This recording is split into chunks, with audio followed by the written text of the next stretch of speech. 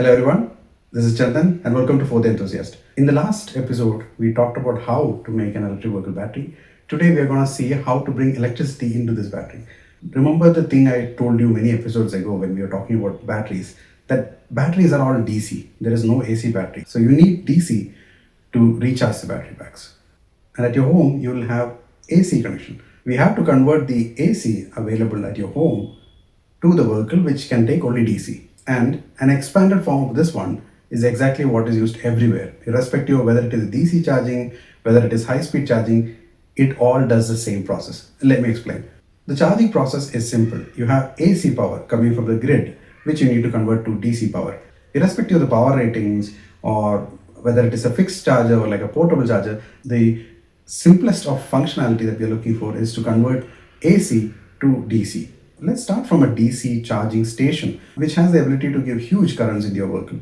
Now, the advantage of this kind of chargers is that once you plug in, the car and the charger basically communicates, and the car can tell, okay, this is my voltage, this is the currents that I can take, and the charger can also say, like, this is the maximum that I can provide, and then they do a handshake, sort of.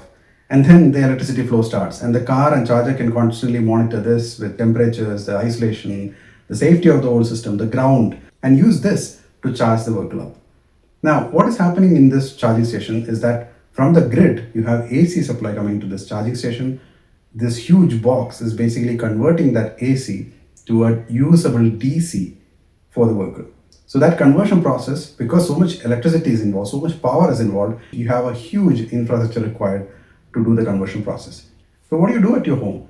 You have the same situation there. You have AC coming to your home, you need to convert it to DC. So we use a smaller version of this with much less capabilities, much less power. It will still provide the same voltage that your vehicle needs, but it will be charging at a much lower pace. You might have seen with most electric vehicle motorcycles especially, you'll see like a box with it, like a huge box with fans. So what it is doing is converting this AC to a DC power which the vehicle can utilize.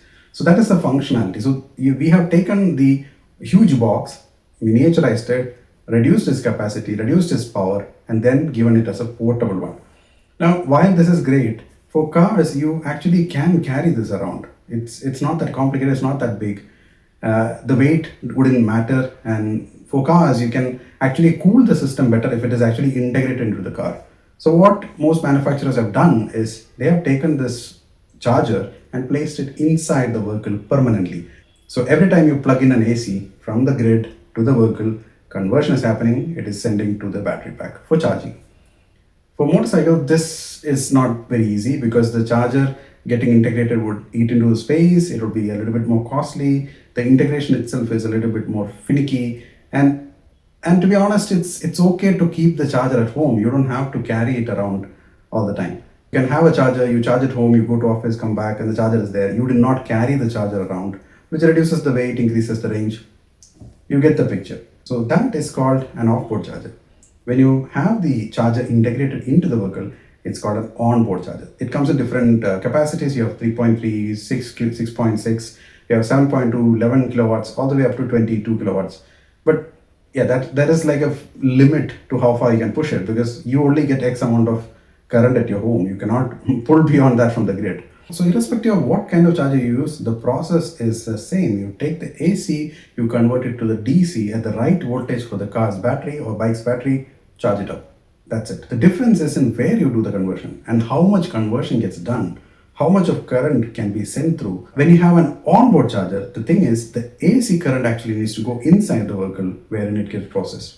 So this is why the connector types, the connector shapes vary between all these vehicles. When you have an onboard charger, you need to send AC and DC, because you might be traveling, you might plug in a DC connector, or you might be at home and you're plugging in an AC connector, and these two need to work. But if the conversion is happening using a charger block, it basically is DC that is coming out. You can just plug in directly to the system and it'll work. Now for this, you have different type of AC connectors. You have a J1772, you have Mennekes connectors. Over the period of time when EVs were evolving, a lot of different shapes and designs came forward. Even when it comes to DC charging, you have CHAdeMO, you have GBT, you have NAC Sport, you have CCS2, so many variants. And each of them have their pros and cons, and the world is kind of uniting towards a few standards. China has one, US has one, Europe and the rest of Asia is basically going towards CCS. So you have three standards that are becoming kind of popular. Just like your home plug, wherein you plug your device, you have earth, you have a phase, you have a neutral.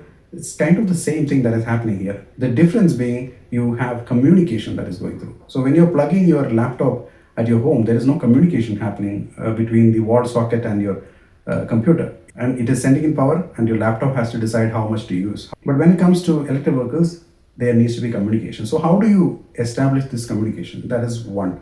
The second thing is, how do you ensure that the plug is properly plugged in? So if at your home, again, home example, if you take a plug and push it halfway through, it might still work. It's not safe, but it might still work. You can still access the pin through the gap there, which is a safety hazard.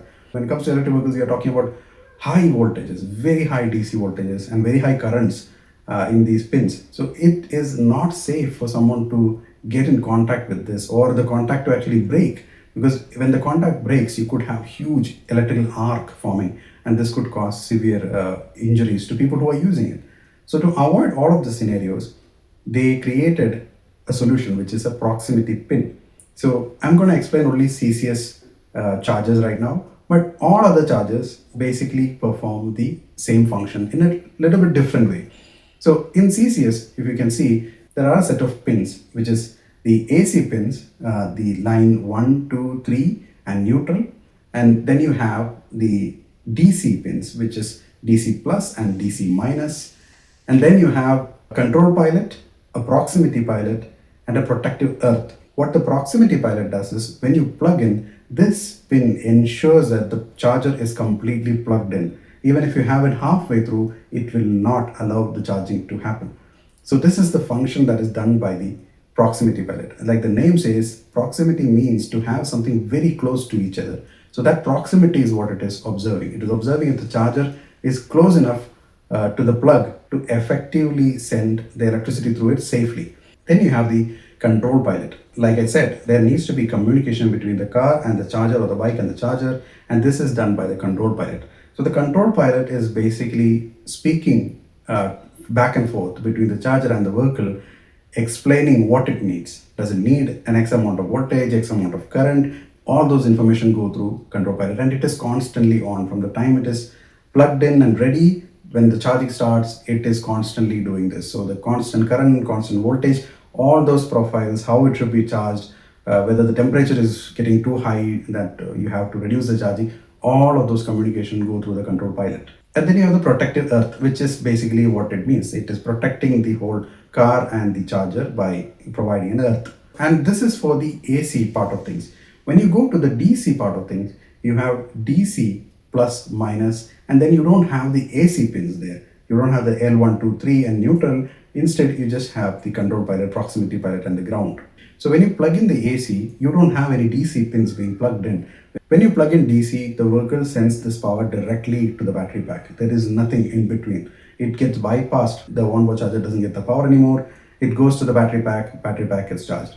When it is AC, it goes straight to the onboard charger. It does the conversion, it does the DC conversion there, and then it goes to the battery pack. Now I hope you get a picture as to how electric vehicle charging happens. What these episodes are providing is a very basic surface level knowledge. We will dig deeper into these topics depending on how you want me to proceed. So subscribe to the channel, let me know what you want to see, and also let me know if I have to change something about the way I do the videos. See you in the next video, where we discuss the motor controller, which is going to drive our motors. Thanks for watching. See you next time.